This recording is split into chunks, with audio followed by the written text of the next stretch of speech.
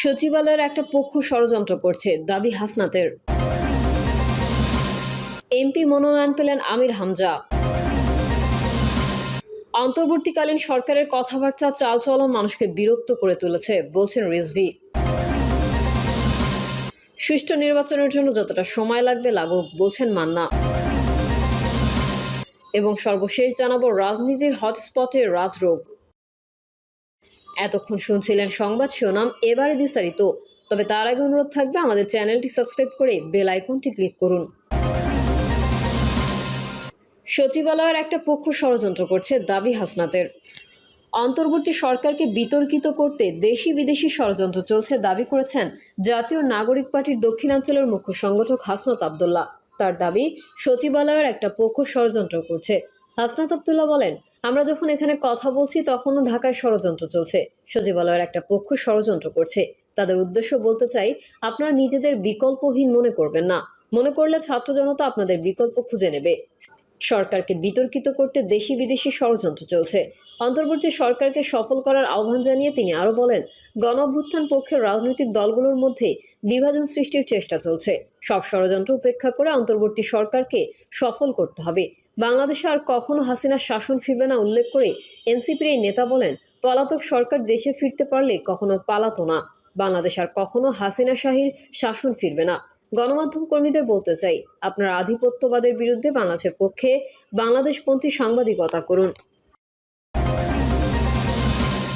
MP মনোনয়ন পেলেন আমির হামজা।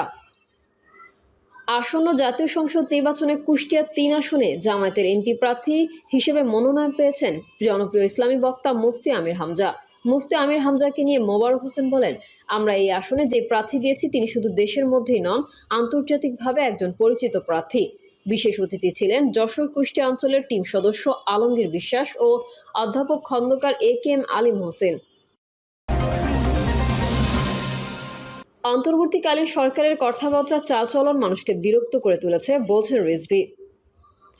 বিএনপির সিনিয়র যুগ্ম মহাসচিব অ্যাডভোকেট রুহুল কবির রিজভী বলেছেন, অন্তর্বর্তীকালীন সরকারের প্রতি আমাদের অনাস্থা এখনো নেই, কিন্তু আপনাদের কথাবার্তা, আপনাদের চালচলন মানুষকে কিন্তু বিরক্ত করে তুলেছে।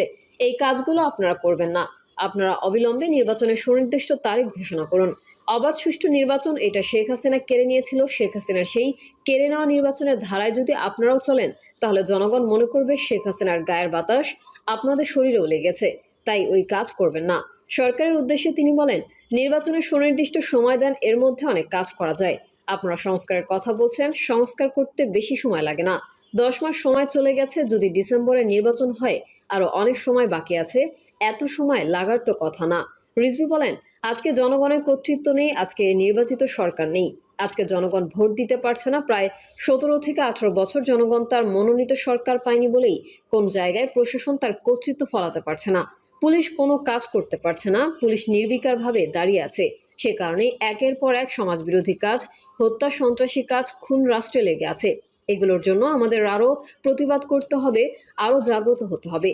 প্রধান উপদেষ্টার উদ্দেশ্যে বিএনপির এই মুখপাত্র বলেন, আমরা আপনার বিরুদ্ধে নই, আপনার প্রতি সম্মান জানিয়েই আমরা কথা বলি, কিন্তু আপনার উপদেষ্টারা যখন বড় বড় কথা বলে তখন আমাদের কথা বলতে হয়। আপনার একজন উপদেষ্টা বললেন, আমি যদি বিদেশি নাগরিক হই তাহলে তারেক রহমানের বেলায়ও তো সেই কথা থাকবে। আরে বেটা, ইয়াকুবের বেটা বেকুব, সে কোনো স্ট্যাটাসে বিদেশে আছে, সে তো জাতিসংঘের সনদ অনুযায়ী সেখানে রাজনৈতিক আশ্রয়ে অবস্থান করছেন। তারেক রহমান দেশে থাকলে শেখ হাসিনা তাকে হত্যা করত। এ সময় তিনি প্রশ্ন রেখে আরো বলেন, এখন তো শেখ হাসিনা নেই, তার আইন শৃঙ্খলা বাহিনী নেই, আর নেই, তারপরেও কৃষক দল নেতা তারিকুল হত্যাকাণ্ডের শিকার হবে কেন? সুষ্ঠু নির্বাচনের জন্য যতটা সময় লাগবে লাগুক, বলছেন মান্না। ডাকসুর সাবেক ভিপি ও নাগরিক ঐক্যের সভাপতি মাহমুদুর রহমান মান্না বলেছেন, আমরা একটা ফেয়ার নির্বাচন চাই। এর জন্য আমরা কোনো সময়সীমা দেইনি। সুষ্ঠু নির্বাচনের জন্য যতটা সময় লাগবে লাগুক। মান্না বলেন, ডক্টর ইউনূস বলেছেন, কম সংস্কার হলে ডিসেম্বর, আর একটু বেশি হলে জুনের মধ্যে নির্বাচন হবে। প্রধান উপদেষ্টা জাতীয় ঐক্যের কথা বলছেন জানিয়ে মান্না বলেন, ভারতীয় আধিপত্যবাদ জুলাই আন্দোলনকে অস্বীকার করে, আমাদের শেষ করার ষড়যন্ত্র করছে বলে জানিয়েছেন প্রধান উপদেষ্টা। রাজনীতির হটস্পটে রাজরোগ। বিএনপিকে উদ্দেশ্য করে এনসিপির নেতারা বলেছেন, বিএনপি স্থানীয় নির্বাচন ভয় পায়, তাই ঘোলা পানিতে মাছ শিকার করতে চায়। আরেকটি ১-১১ ঘটাতে মব সৃষ্টি করে মেয়র হতে চাচ্ছে বলেও অভিযোগ তাদের। বিএনপি নেতাদের কথাবার্তাও সাফ কথার মতো ক্লিয়ার অ্যান্ড লাউড। ডিসেম্বরের মধ্যে সংসদ নির্বাচনের রোডম্যাপ ঘোষণা না করলে অন্তর্বর্তী সরকারের প্রতি সমর্থন অব্যাহত রাখা কঠিন হবে বলে জানিয়েছেন দলটির নেতারা। বর্তমান সরকারের নিরপেক্ষতা প্রশ্নবিদ্ধ করা উপদেষ্টাদের অব্যাহতির দাবিও জোরালো। একই সঙ্গে জাতীয় নিরাপত্তা উপদেষ্টা ডক্টর খলিলুর রহমানের পদত্যাগও চান। বৃহস্পতিবার বিএনপি এনসিপি নেতাদের এমন মাতবুলের একদিন আগে বুধবার সেনাপ্রধান জেনারেল ওয়াকারুজ্জামানের বক্তব্য ছিল স্বচ্ছ পরিষ্কার। আগামী ডিসেম্বরের মধ্যেই জাতীয় নির্বাচন হওয়া উচিত বলে মত দিয়েছেন তিনি। বক্তব্যটা দিয়েছেন ঢাকা সেনানিবাসের সেনা প্রাঙ্গণে অফিসার্স অ্যাড্রেসে। নির্বাচন প্রসঙ্গে তিনি জানিয়েছেন, এ বিষয়ে তার অবস্থান আগের মতোই। দেশের ভবিষ্যৎ পথ নির্ধারণের অধিকার একটি নির্বাচিত সরকারেরই রয়েছে। সেনাপ্রধানের বক্তব্যে আরও বিভিন্ন বিষয় উঠে আসে। বাদ পড়েনি মিয়ানমারের রাখাইন রাজ্যে মানবিক করিডোর সংক্রান্ত বিষয়ও। বলেন, রাখাইন রাজ্যে মানবিক করিডোর বিষয়ে সিদ্ধান্ত একটি নির্বাচিত সরকার থেকেই আসতে হবে। তা করতে হবে বৈধ প্রক্রিয়া অনুসরণ করে। দেখতে হবে জাতীয় স্বার্থ। পলিটিক্যাল কনসেনসাসের মাধ্যমে সেটা হতে হবে। মব ভায়োলেন্সের বিরুদ্ধেও কঠোর বার্তা দিয়েছেন জেনারেল ওয়াকারুজ্জামান। বলেন, আইন শৃঙ্খলা পরিস্থিতি নিয়ে সেনাবাহিনী এখন আরও কঠোর অবস্থানে যাচ্ছে।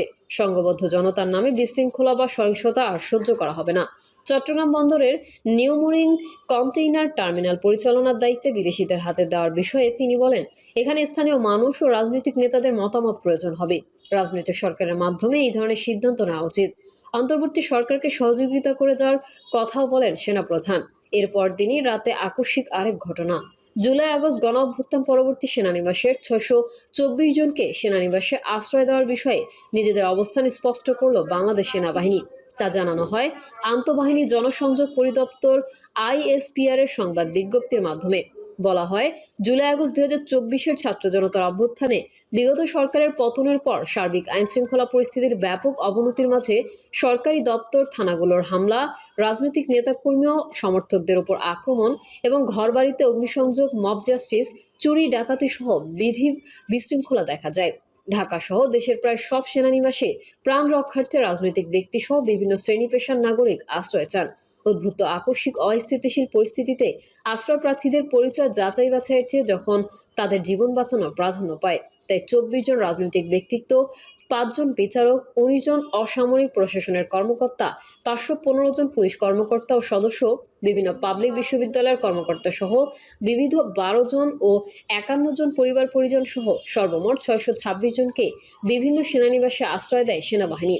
শুধু মানবিক দায়বদ্ধতার কারণে আইন বহির্ভূত হত্যাকাণ্ড থেকে আশ্রয় প্রার্থীদের জীবন রক্ষা করা ছিল মুখ্য উদ্দেশ্য।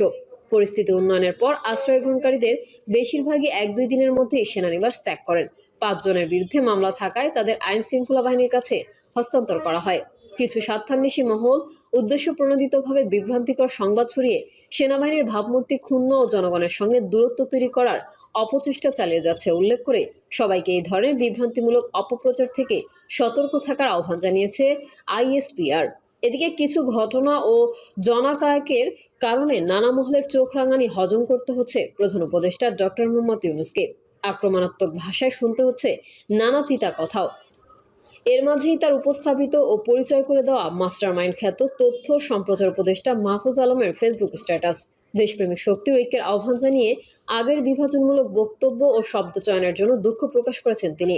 বৃহস্পতিবার নিজের ভেরিফাইড ফেসবুকে দেওয়া পোস্টে তিনি বলেন, ব্যক্তির আদর্শ, সম্মান ও আবেগের চেয়ে দেশ বড়। সরকারে আরও একদিনও থাকলে অভ্যুত্থানের সব শক্তির প্রতি সম্মান ও সংবেদনশীলতা রেখে কাজ করতে চান। পুরাতন বন্দোবস্তর বিভেদকামী স্লোগান ও তকমাবাজি যা বৃহত্তর জনগোষ্ঠীকে হত্যাযোগ্য করে তোলে, সেগুলো পরিহার করলেই ভবিষ্যৎ রাষ্ট্র গণতান্ত্রিক ও অন্তর্ভুক্তিমূলক হবে বলে এই উপদেষ্টা আশা প্রকাশ করেছেন। বাংলাদেশের শত্রুরা ঐক্যবদ্ধ ও আগ্রাসী উল্লেখ করে তথ্য উপদেষ্টা বলেন, সার্বভৌমত্ব ও গণতান্ত্রিক সব প্রতিষ্ঠান হুমকির মুখে। দেশপ্রেমিক জনগণ যারা জুলাই অভ্যুত্থানে ঐক্যবদ্ধ ছিলেন, তাদের সামনে দীর্ঘ পরীক্ষা। এই পরীক্ষা ঐক্যের ও ধৈর্যের। এই পরীক্ষা উতরে যেতেই হবে বলে মনে করেন মাহফুজ আলম। রাজনীতিতে ভুল করার অর্থই হলো মৃত্যুকে আলিঙ্গন করা। এজন্যই রাজনীতিবিদরা সমস্যার সম্মুখীন হলে অভিজ্ঞ ব্যক্তিদের পরামর্শ নিয়ে থাকেন। যুগ যুগ ধরেই এই প্রথা চলে আসছে, কিন্তু ৫ই আগস্টের বিপ্লবীরা সেই পথ মারাচ্ছেন না। তারপরেও মাহফুজ আলম ভুল স্বীকারের একটি নজির দেখিয়েছেন। কিসের মধ্যে কি এর মতো সেদিনই প্রধান উপদেষ্টার সঙ্গে দেখা করেছেন তথ্য ও সম্প্রচার উপদেষ্টার পদ ছেড়ে এনসিপির শীর্ষ নেতা আলোচিত সমন্বয়ক নাহিদ ইসলাম। এর আগে খবর রটে প্রফেসর ইউনূস অভ্যুত্থানের নায়কদের কারো কারো কাছে ভীষণ বিরক্ত। তিনি তাদের ডেকে বলেছেন, তোমরা সংযত হও, নইলে আমি পদত্যাগ করব। এই বক্তব্য সামনে এনে আরেকটি ক্যাচাল বাঁধানোর আয়োজনের নমুনাও রয়েছে। কবে, কখন, কোথায় প্রফেসর ইউনূস অভ্যুত্থানের নায়কদের ডেকেছেন এবং এই কথা বলেছেন তার কোনো তথ্য বা ইঙ্গিত কিন্তু নেই। যেখানে আলোচনার কেন্দ্রবিন্দু হওয়া উচিত নির্বাচন, সেখানে টেনে আনা হচ্ছে সাইডলাইনের নানা বিষয়। প্রিয় দর্শক, এই ছিল এখনকার সর্বশেষ সংবাদ। আপডেট সহ সংবাদ পেতে চ্যানেলটি সাবস্ক্রাইব করে বেল আইকনটি ক্লিক করুন। কমেন্টে আপনার মতামত জানিয়ে আমাদের সাথেই থাকুন। ধন্যবাদ সবাইকে। আল্লাহ হাফেজ।